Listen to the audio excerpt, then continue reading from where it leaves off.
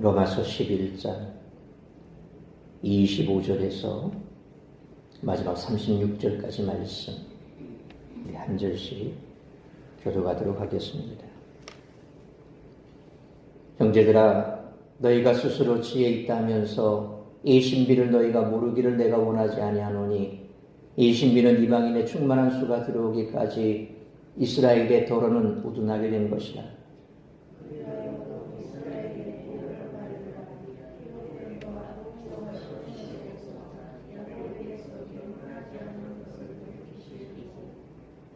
내가 그들의 죄를 없이 할 때에 그들에게 이루어질 내 언약이 이것이라 함과 같으니라.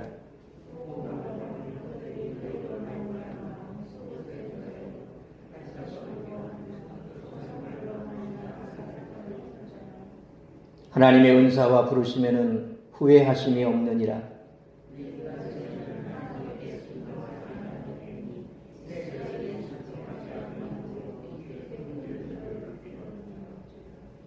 이와 같이 이 사람들이 순종하지 아니하니 이는 너희에게 베푸시는 긍휼로 이제 그들도 긍휼을 얻게 하려 하심이라.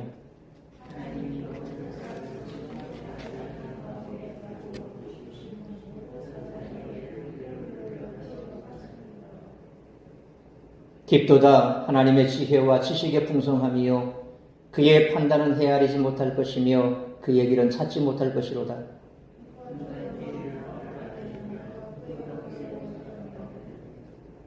누가 주께 먼저 드려서 갚으심을 받겠느냐? 이는 만물이 주에게서 나오고 주로 말미암고 주에게로 돌아감이라. 그에게 영광이 세세에 있을지어다. 아멘. 아멘. 기도하겠습니다. 거룩하신 아버지 하나님, 은혜와 사랑을 감사합니다. 오늘도 우리가 정한 시간 주님 앞에 예배합니다. 하나님께서 오늘도 우리의 삶의 자리에서 힘써 수고하고 땀 흘려 수고한 주의 백성들 위로하여 주옵시고, 혹여 하루 온종일 나의 마음을 힘들게 하고 또 내 마음을 무겁게 했던 여러 가지 많은 근심, 걱정, 염려, 문제가 있다면 다 주님 앞에 내려놓기를 원합니다. 이 시간 말씀 앞에 우리의 마음의 문을 열어주시고 또 말씀 앞에 순종할 수 있도록 우리의 마음과 생각을 주장하시며 가정마다 다급한 소식 오가지 아니하게 하시고 오직 우리의 영역을 강건케 하시고 말씀에 집중할 때에 이 말씀을 통하여서 다시 한번 우리에게 주신 그 구원의 은혜와 우리가 감당해야 될 사명이 무엇인지 결단하는 시간 될 수 있도록 인도하여 주옵소서. 우리 사랑하는 성도들, 이 예배의 시간을 기억하게 하시고 이 자리에 나와 예배할 수 있는 여건과 마음도 허락하시고 항상 예배의 자리가 풍성해질 수 있도록 크신 은총 베풀어 주시기를 간절히 빌고 소원하오며 이 모든 말씀 우리 주 예수 그리스도의 이름으로 기도하옵나이다. 아멘. 오늘 본문은 11장의 세 번째 단락으로 온 이스라엘이 구원받을 것이라는 내용을 담고 있습니다. 지금은 소수의 이스라엘만 믿고 다수의 이스라엘은 믿지 않고 있지만 이런 상황은 이방인들이 충분히 들어올 때까지만 지속될 것입니다. 때가 되면 다수의 이스라엘도 이방인들처럼 하나님의 긍휼을 입게 될 것입니다. 그래서 온 이스라엘이 구원을 받게 될 것입니다. 하나님은 이스라엘을 당신의 백성으로 부르시고 그들에게 은혜의 선물을 주셨습니다. 그들은 당연히 부름과 은혜의 선물에 감사하며 충성스러운 백성으로 살아야 했습니다. 하지만 그들은 하나님의 구원 역사를 거부하고 그만 하나님의 원수가 되고 말았습니다. 그런데도 하나님은 그들을 부르신 것과 그들에게 은혜의 선물을 주신 것을 후회하지 않으십니다. 하나님은 부르심을 취소하거나 은혜의 선물을 회수하지도 않으십니다. 그 부르심은 여전히 유효하고 그 선물도 여전히 그들의 것입니다. 하나님은 절대로 그들을 포기하지 않고 끝까지 최선을 다하십니다. 우리를 당신의 백성으로 부르시고 우리에게 많은 은혜의 선물을 주신 하나님은 바로 이런 분이십니다. 우리는 그분께 수시로 등을 돌릴지라도 그분은 우리에게 결코 등을 돌리지 않으십니다. 그러니까 우리가 일상적으로 등을 돌려도 괜찮다는 말은 결코 아닙니다. 설령 우리가 어쩌다가 실수로 등을 돌리더라도 그분은 결코 등을 돌리지 않으신다는 그런 말입니다. 그래서 우리에게는 언제나 회복의 소망이 남아 있습니다. 인간관계도 마찬가지 아닙니까? 서로가 등을 돌려버리면 방법이 없습니다. 왜 부부가 이혼을 합니까? 서로 등을 돌려버립니다. 그러니까 회복될 길이 없는 거죠. 그런데 한쪽이라도 붙들고 있으면 가능성은 있다는 겁니다. 그래서 예수 믿는 사람들은 어쨌든지 간에 만약 피치 못할 사정으로 갈라졌다면 성경이 말하는 대로 다시금 그들이 환경이 귀어지거나 또 그 마음이 돌이켜지면 이전처럼 다시 합치는 게 맞다. 그러니까 등 돌려 있으면 안 된다. 우리가 하나님 앞에 등을 돌렸지만 하나님께서 우리에게 등을 돌리시지 않았기 때문에 우리에게는 소망이 있는 겁니다. 그리고 그런 하나님이 계시기 때문에 궁극적으로 우리가 하나님의 긍휼하심을 입어서 다시금 하나님의 사람으로 새롭게 변화될 수 있는 기회를 우리에게 주신다는 겁니다. 하나님마저 등을 돌렸다 생각해 보십시오. 우리는 결코 갈 데가 없지 않습니까? 어디를 가겠습니까? 그러니까 하나님께서는 바로 이런 하나님이시기 때문에 그래서 우리가 하나님의 백성으로 살아간다는 것 얼마나 감사한지 모릅니다. 국가도 보십시오. 위정자들도 대통령 지금 러시아 보십시오.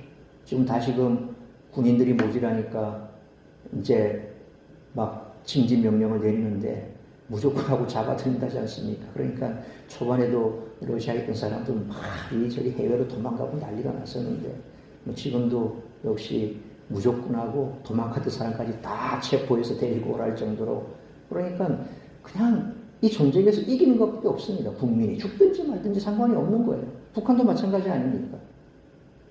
6.25 전쟁이 또 됐습니까? 중공군들 죽든지 말든지 상관없습니다. 사람이 많으니까. 그걸 뭐라 그러죠? 인해전술. 사람으로 그냥 밀어붙여버리는 겁니다. 다 총알 가지 되는 거예요. 근데 얼마나 사람이 많은지 쏴도 끝이 없이 올라오니까 마치 좀비들처럼. 무서운 거란 말이에요. 어떤 국가의 대통령이 혹은 원수가 임금이 국민을 어떤 식으로 대하느냐에 따라서 그 국민이 행복할 수도 있고 혹은 불행할 수도 있습니다. 이게 인간 세상이잖아요. 근데 만약에 하나님이 그런 권력자라고 생각해 보십시오. 우리는 전혀 소망이 없는 겁니다. 우리 하나님은 결코 그런 분이 아니죠. 내가 배신을 하고 내가 등을 돌릴지라도 하나님은 결단코 우리에게 등을 돌리지 아니하시고 늘 그 자리에서 우리를 기다리죠. 그래서 누가복음에 나오는 그 돌아온 탕자처럼 아버지는 바로 그런 분이다. 그래서 성경이 말하는 하나님이 어떤 분인가? 극단적인 예가 바로 집을 나간 탕자를 기다리는 아버지. 그분이 바로 우리 하나님이시라는 겁니다. 우리는 하나님과 그분의 계획에 대해 알고 싶은 것이 참 많습니다. 특히 우리를 향한 그분의 뜻을 최대한 많이 가능한 한 구체적으로 알고 싶어 합니다. 그러나 33절 하반절에 그의 판단은 헤아리지 못할 것이며 그의 길은 찾지 못할 것이로다 라는 말씀처럼 한낱 피조물에 불과한 우리가 어떻게 하나님의 창조와 섭리와 구원의 역사를 알고 싶은 만큼 충분히 확실히 알 수 있겠습니까? 알 수 없다는 겁니다. 그러므로 우리가 하나님의 백성으로 살아가는 데에는 하나님이 성경에 명시해 주신 것만으로도 그냥 충분합니다. 바울처럼 그분을 신뢰하고 찬양하고 섬기는 것이 우리가 취할 최선의 자세인 줄 믿으시길 바랍니다. 대부분의 유대인들이 예수 그리스도로 말미암아 참 진리를 예수 그리스도로 말미암은 참 진리를 거부했습니다. 바울의 눈앞에는 이런 소망 없는 현실이 지금 펼쳐져 있는 겁니다. 이는 바울의 마음을 크게 아프게 했을 것입니다. 그러나 바울은 크신 긍휼의 하나님이 이스라엘을 새롭게 하신다는 소망을 품고 있었습니다. 따라서 오늘 본문의 말씀을 통해 우리들이 깨달아야 할 것은 첫째로 25절로 29절 말씀처럼 구원은 언약의 성취이자 은혜의 선물이라는 것입니다. 바울은 25절 말씀처럼 성도들이 하나님의 신비를 알게 되기를 원했습니다. 교회가 새로운 이스라엘의 지위를 차지하게 된 신비를 설명합니다. 여기서 너희는 믿지 않는 이스라엘에 대해 우월의식을 갖고 있는 이방인 그리스도인들을 말합니다. 그런데 일부 이스라엘이 일시적으로 완고하게 되어 이방인들이 구원과 풍요와 화목 안으로 들어오기 시작했다는 것입니다. 그러나 이방인들이 아주 많이 대대적으로 충분히 구원의 영역 안으로 들어올 때가 되면 믿음이 없는 이스라엘도 시기하는 단계를 거쳐서 수용하는 단계로 나아간다는 것입니다. 다시 말해서 꺾였던 그들도 다시 접붙여지게 될 것입니다.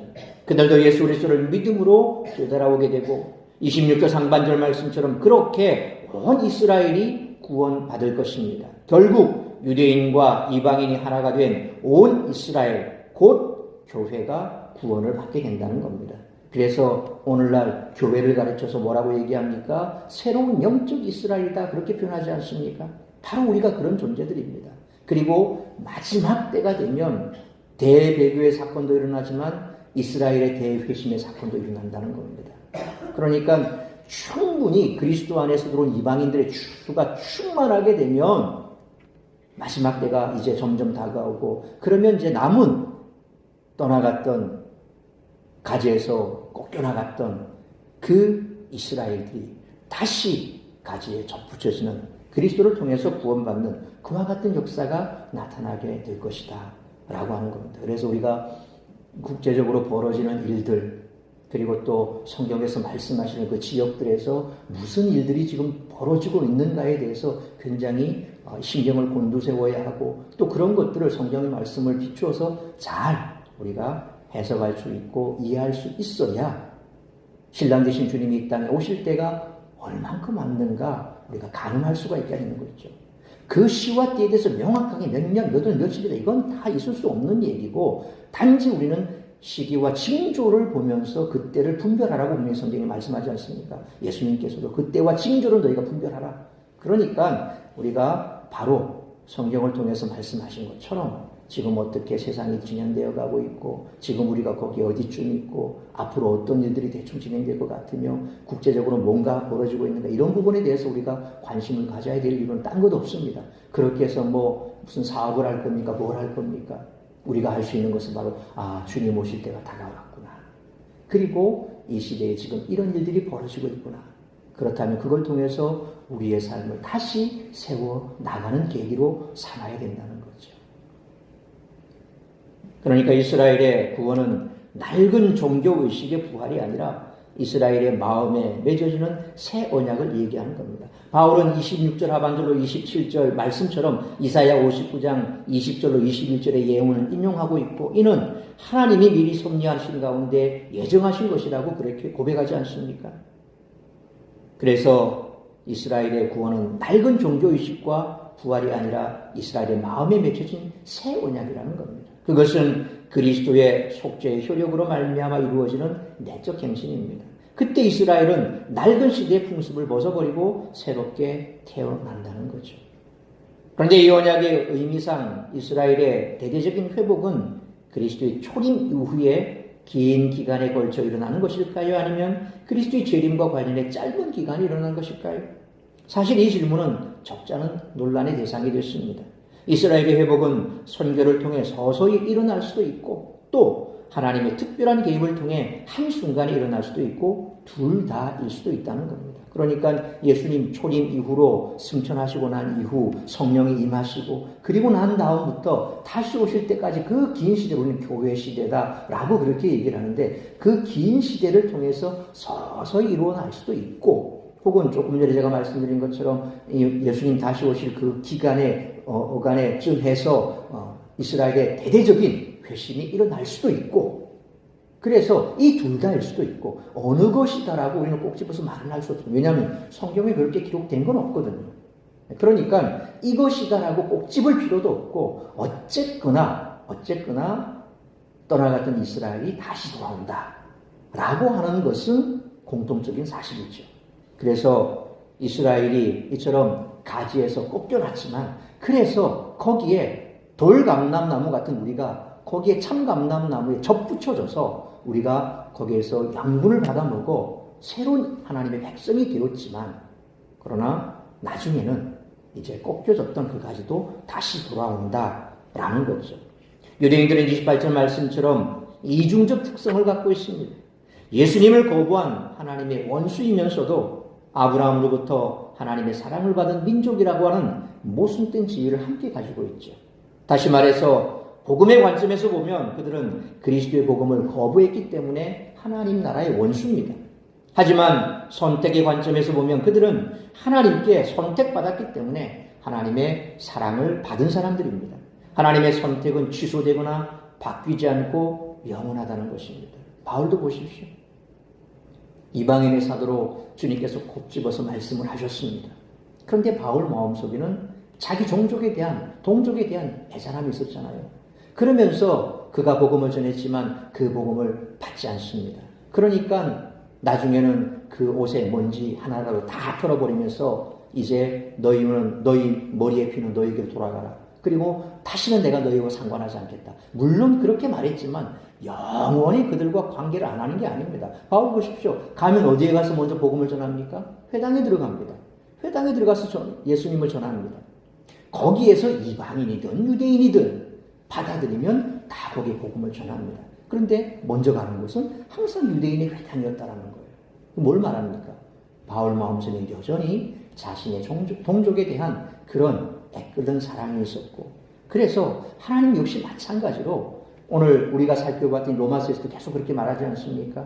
완전히 끊어진 게 아니다. 너희도 생각해봐라. 원가지도 그렇게 꺾어버리셨는데 접붙임 받은 너희랑 오죽하겠냐. 그러니까 너무 자고하지 마라. 언젠가는 하나님께서 다시금 그 위치를 회복시킬 때가 올 것이다. 바울은 지금 그것을 소망하면서 앞에서 계속 말하고 있지 않습니까? 그러면서 여기 와서도 또다시 그와 같은 자신의 소망을 그대로 품고 하나님께서는 이미 그들을 선택하셨다. 그 선택하시면 후회가 없다. 결국 하나님은 후회하심 없이 그 선택을 이루어 가실 것이다. 라는 것에 대해서 말씀하시죠. 이에 하나님은 29절 말씀처럼 그 가운데 원수된 자들을 쳐내시고 그 자리에 이방인들을 포함시키심으로써 이 모순을 해결하셨습니다. 따라서 하나님이 이스라엘을 향해 베푸신 은혜와 부르심이 철회된 것이 아닙니다. 이방인들이 그 안에 들어가기는 했지만 여전히 이스라엘은 유지되었고 그들이 바로 교회라는 겁니다. 하나님은 본래 은혜로우신 분이시고 선택했던 것을 결코 후회하지 않은 분이십니다. 민수기 23장 19절에 하나님은 사람이 아니시니 거짓말을 하지 않으시고 인생이 아니시니 후회가 없으시도다. 어찌 그 말씀하신 바를 행하지 않으시며 하신 말씀을 실행하지 않으시라. 호세아 2장 19절에서도 내가 내게 장가들어 영원히 살되 공의와 정의와 은총과 긍휼히 여김으로 내게 장가들며 그랬습니다. 선택의 근거는 하나님의 사랑이며 자비와 선입니다. 거기에는 인간의 감정이나 의지가 전혀 개입되어 있지 않습니다. 인간이 생각하기 전에 이미 하나님께서 당신의 특별한 목적을 위해 불러내셨다는 것입니다. 그러므로 구원은 언약의 성취이자 전적인 은혜의 선물이며 부르심이기에 하나님의 약속은 인간의 불순종으로 인해 철회될 수 없음을 항상 기억하고 내게 베푸신 구원의 은혜에 늘 감사하며 부르심에 합당한 삶을 살아가는 우리 모두가 되시기를 축원합니다. 두 번째로 30절로 32절 말씀처럼 그리스도 안에서 하나님의 긍휼하심을 입어 구원받았다는 것입니다. 30절로 31절에서는 모두 선, 불순종, 후, 긍휼이라는 패턴이 등장하고 있습니다. 이방인들도 불순종하다가 긍휼이 여겨지고 이스라엘도 불순종하다가 긍휼이 여겨진다는 거죠. 두 경우의 차이라면 이방인들은 이스라엘이 불순종한 계기로 긍휼이 여겨지게 되고 이스라엘은 이방인들이 긍휼이 여겨진 결과로 긍휼이 여겨지게 되었다라는 점이죠. 그러니까 이방인 성도들이 이스라엘의 불순종으로 인해 긍휼을 입은 것은 그들이 받은 긍휼을 통해 이스라엘에도 긍휼을 베푸시기 위함이라는 것입니다.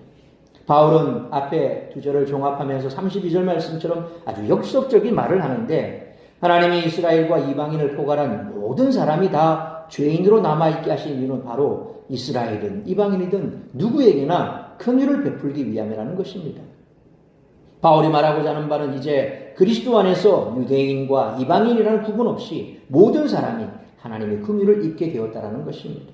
주님 안에서는 남녀노소, 빈부귀천, 인종과 문화에 관계없이 모두 구원을 받습니다. 이처럼 이스라엘의 범죄로 인하여 하나님의 구원사에 새 길이 열렸으니 곧 이방인의 구원입니다. 이방인은 이스라엘의 불순종으로 인해 하나님의 사랑을 경험하게 된 것입니다. 하나님은 이스라엘의 불순종으로 말미암아 온 인류를 구원으로 이끄셨습니다. 이렇게 볼 때 이스라엘은 하나님의 구원의 도구라는 거죠. 모든 민족은 이스라엘을 통하여 복을 받게 될 것입니다. 바로 창세기 12장 2절로 3절에 내가 너로 큰 민족을 이루고 내게 복을 주어 내 이름을 장대하게 하리니 너는 복이 될지라. 너를 축복하는 자에게는 내가 복을 내리고 너를 저주하는 자에게는 내가 저주하리니 땅의 모든 족속이 너로 말미암아 복을 얻을 것이라 하신지라 라는 말씀처럼 믿음의 조상 아브라함에게 하신 이 약속의 말씀은 여전히 유효하다는 것입니다. 그러므로 그리스도 안에서 모든 사람이 하나님의 긍휼을 입게 되어 구원받았으므로 이 놀라운 구원의 은혜를 세상 가운데 흘려보내는 통로로 쓰임받는 우리 모두가 되시기를 축원합니다. 세 번째로 33절로 36절 말씀처럼 하나님은 찬양과 경배를 받으시기에 합당하신 분이라는 것입니다. 하나님은 당신의 계획대로 온 이스라엘을 구원하실 것입니다. 그래서 33절로 36절은 논증이 아니라 찬양입니다. 여기서 바울은 이루 말할 수 없는 능력과 지혜의 하나님을 소리 높여 찬양하면서 이스라엘 문제를 다루는 9장부터 11장까지의 이제 대단원을 마무리합니다. 12장부터는 실제 생활편으로 넘어갑니다.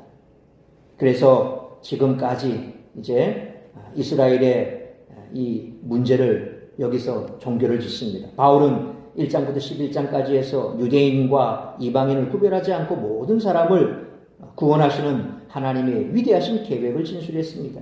이제 바울은 33절 말씀처럼 하나님의 풍성한 지혜와 지식이 너무 심오해서 사람의 생각으로는 온전히 이해할 수 없다고 고백합니다. 하나님께서는 자비와 오래 참으심과 은혜가 풍성하신 분이십니다. 이러한 부유의 깊이로 하나님께서는 당신의 구원 목표를 이루십니다. 그분의 지혜의 깊음은 천지창조에 나타났고 지금은 그리스도에게 나타났으며 선택할 자를 미리 아시는 예지와 능력이 그분의 지식의 깊음을 드러낸다는 겁니다. 이 땅에서 우리가 구원받을 거라고 누가 생각했겠습니까? 내가 예수 믿을 거라고 과거부터 알았습니까? 우리 가족이 구원받을 거라고 우리가 예상이나 했겠습니까? 저 시골 구석에서 교회 종소리 한번 들어주지 못했는데 구원받았다면 그게 어떻게 기적이 아니겠습니까? 그러니까 이 땅에 그 수많은 사람들이 하나님께서 다 그렇게 지혜와 하나님의 오면 섭리에 따라서 때가 되면 구원받을 백성들을 그렇게 구원해 내신다는 겁니다. 그러니까 하나님의 절대 주권에 따라서 우리가 이처럼 구원을 받았고 그리고 그 구원받은 우리는 하나님의 놀라운 은혜 가운데서 결코 떠날 수 없는 그런 존재라는 사실을 우리는 감사하지 않을 수가 없는 거죠. 뿐만 아니라 34절로 35절 말씀처럼 피조물인 사람은 주님의 마음을 헤아릴 수 없으며 주님께 아무런 도움도 주지 못하는 그런 존재입니다. 왜냐하면 세상의 모든 만물과 현상은 주님의 판단과 결정에 달려있기 때문에 그렇습니다. 결국 36절 말씀처럼 오직 주님만 영광 받으시기에 합당하신 분입니다. 그래서 고린도전서 8장 6절에서 그러나 우리에게는 한 하나님 곧 아버지가 계시니 만물이 그에게서 났고 우리도 그를 위하여 있고 또한 한 주 예수 그리스도께서 계시니 만물이 그로 말미암고 우리도 그로 말미암아 있느니라 그랬습니다. 또 골로새서 1장 16절에도 만물이 그에게서 창조되되 하늘과 땅에서 보이는 것들과 보이지 않는 것들과 혹은 왕권들이나 주권들이나 통치자들이나 권세들이나 만물이 다 그로 말미암고 그를 위하여 창조되었고 라고 말씀합니다. 그러니 온 천지 만물이 우리 하나님으로 말미암아 삼위 하나님으로 말미암아 창조되었고 또한 그 하나님께 영광을 돌리는 그러한 존재이기 때문에 우리 역시도 하나님의 영광을 위하여 살아가야 마땅하다는 겁니다. 사실 바울이 지금까지 가르친 복음의 진리 중에 우리가 쉽게 이해하기 어려운 점도 꽤 있습니다. 이는 우리의 지식이 부족하기 때문이기도 하지만 근본적으로 사람을 향한 하나님의 계획이 너무나 위대하시기 때문입니다. 그렇죠. 우리 인생사 속에서도 보십시오. 저 사람을 저렇게 변화시킬 수 있을까? 사람의 말로, 사람의 능력으로 혹은 어떤 학문적인 또 정치적인 사회 구조적인 그런 것들로 사람을 변화시킬 수 있을까? 변화시킬 수 없습니다. 우리 스스로도 마찬가지 아닙니까? 그렇게 변하고 싶어도 잘 안 변하잖아요. 근데 이 천성은 안 변하거든요. 그런데 그것조차도 변할 수가 있다는 겁니다. 참 성격이 지질이 또 까칠하고 모났는데 정말 하나님의 은혜 가운데 내가 깊이 들어가니까 이 모난 성격이 조금씩 다듬어져 가더라는 겁니다. 옛날보다는 지금. 그렇다고 해서 우리 천사표가 된 건 아니에요. 그렇죠? 예, 허허 웃고 있다고 해서 그냥 다 좋아서 웃는 겁니까? 또 그 속에 보면 지가 뭐라고 이러면서 웃을 수도 있는 거예요. 그러니까 우리가 완전히 예수님 천사가 되는 건 아닙니다. 그러나 옛날에 비하면 많이 다듬어지고 있고 앞으로도 또 우리가 하나님 은혜 가운데 충만히 정말 구원받은 그 은혜에 내게 베푸신 은혜에 내가 매일 그렇게 놀랍도록 체험하는 살아계신 하나님의 그 놀라운 사랑에 감동이 되다 보면 어제보다는 오늘보다는 내일이 그렇게 조금씩 다듬어져 가는 거죠. 사실 우리가 신앙생활하고 사회생활하고 또 살아가면서 많이 이렇게 좀 날이 섰을 때가 있습니다. 날 섰을 때는 딴 것 없습니다. 내 마음의 여유가 지금 없어지는 거예요. 그렇죠? 마음의 여유가 자꾸 없어지면 나도 모르게 날카로워집니다. 근데 마음의 여유가 생기면 어때요? 하고 넘어갈 수 있어요. 근데 마음의 여유가 없으면 하는 게 아니라 하고 그냥 인생을 쓸 수가 있는 거예요. 그 마음의 여유가 어디서 옵니까? 돈 많이 번다고 마음의 여유가 생깁니까? 그렇지 않잖아요. 다른 사람들보다 특별히 좋은 일이 많아서 그렇습니까?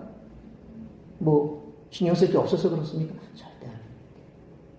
바로 하나님과의 깊은 관계가 맺어지는 하나님의 사랑이 내 속에 풍성하게 거하면 그런 마음의 여유가 생깁니다. 바로 예수 그리스도 안에서 우리에게 주시는 하나님의 풍성한 은혜가 임하면 우리는 마음이 평안할 수가 있어요. 마음이 평안하면 수용할 수가 있습니다. 요동치면 수용이 안 돼요. 다 튕겨져 나가버려요. 그래서 우리가 이처럼 하나님의 사랑, 하나님의 은혜, 이 땅 가운데 나를 불러주신, 그리고 나를 이렇게 변화시켜 주시는 그 하나님의 선하심과, 그리고 내가 만약 예수 믿지 않았다면 난 어떻게 됐을까? 라는 생각을 해보면 우리 스스로가 잘하지 않습니까? 정말 하나님 앞에 감사할 수밖에 없고, 그리고 어찌 예수 믿을 것 같지 않은 나를 예수 믿을 수 없는 그런 상황 속에서 어떻게 예수 믿게 했을까? 그런 걸 생각하면 하나님의 그 계획하심은 정말 오묘하다는 겁니다. 심지어는 살인자까지라도, 사람을 죽이고 교도소에 갇혀있는 살인자까지라도 하나님 그를 변화시키셔서, 그리고 그 속에 죽어가는 많은 영혼들을 마지막 사람의 손에서 죽기 전까지 복음을 전하게 하고, 그의 삶을 통해서 많은 사람들을 주께로 돌아가게 하는 도구로 쓰시고, 그렇게 해서 그의 생명을 취해 가시는 하나님의 계획하심은 우리가 다 이해할 수가 없는 거예요. 그러니까 지금 당장 우리가 보기에는 아무짝에 쓸데없는 없는 것 같고 더 뭘 하겠나 싶기도 하지만, 그러나 그건 알 수가 없어요. 하나님이 어떻게 들어쓰실지 하나님의 계획을 우리는 알 수가 없는 거예요. 그래서 우리는 하나님을 찬양할 수밖에 없어요.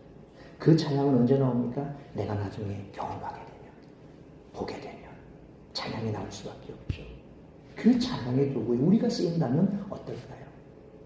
지금은 내 모습이 그렇지만 정말 나를 통해서 하나님께서 영광받기를 원하시고 찬양받기를 원하신다면 그 하나님 앞에 쓰임받기를 위해서 우리가 나아가야 하게 된다는 겁니다. 그러므로 하나님은 찬양과 경배를 받으시기에 합당하신 분이며 부요와 지혜와 지식이 무한하고 측량할 수 없으므로 오직 그분께 합당한 찬양과 경배를 올려드리는 우리 모두가 되시기를 축원합니다. 사랑하는 성도 여러분, 예수님을 믿은 유대인들 중에도 이방인이 교회에 들어온다는 사실 때문에 불평하는 사람도 있었습니다. 하지만 그들은 하나님의 깊고 풍성한 지혜와 지식을 깨닫지 못했습니다. 이처럼 우리도 가끔은 하나님의 섭리에 불평할 때가 있지만 하나님은 언제나 우리에게 가장 좋은 것을 주시기를 원하십니다. 그러므로 구원은 언약의 성취이자 은혜의 선물이며 그리스도 안에서 하나님의 긍휼하심을 입어 구원받은 우리이기에 다만 하나님께 영광 올려드리고 우리가 상상조차 하지 못했던 좋은 것으로 채워주실 것을 기대하며 살아가는 우리 모두가 되시기를 주님의 이름으로 축원합니다. 기도하겠습니다. 걸어가신 아버지 하나님, 은혜와 사랑을 감사합니다. 날 구원하심의 신료 막측하고 또한 이 땅 가운데 변화되지 않을 것 같은 나의 삶이 변화되어 예수 그리스도 안에서 하나님의 영광을 위하여 몸부림치며 살아갈 수 있는 귀한 존재로 불러주셨으니 감사합니다. 이 모든 것이 하나님의 은혜요 또한 구원의 경륜을 쫓은 하나님의 계획하심 속에 있는 줄 믿습니다. 우리가 만나는 많은 사람들 가운데 또 역시나 구원의 은혜 가운데 들어올 예비된 영혼이 있는지 우리는 알 수 없습니다. 그렇기에 날 구원하신 그 은혜처럼 우리가 이 땅 가운데 할 수 있는 것은 어느 누구에라도 구원의 복음을 증거하고 그들을 통하여서 하나님 영광 받으시기를 원하는 그 마음 하나로 그들에게 구원의 복음을 전하고 우리가 이처럼 하나님으로부터 받은 그 모든 축복들이 우리를 통하여 그들에게도 흘려받을 수 있도록 축복의 통로로 쓰임받는 우리 모든 성도들 될 수 있도록 복을 내려 주옵소서. 그럴 때에 우리의 삶이 평안으로 기쁨으로 감사함으로 넘쳐날 줄 믿습니다. 날마다 우리의 삶이 그런 삶이 되고 주님 앞에 서는 그날까지 이처럼 우리가 하나님의 영광을 드러내고 하나님을 찬송하는 귀한 도구가 될 뿐만 아니라 우리가 구원 사역에 귀한 도구로 쓰임받을 수 있도록 인도하여 주옵소서. 이 모든 말씀 우리 주 예수 그리스도의 이름으로 기도하옵나이다. 아멘.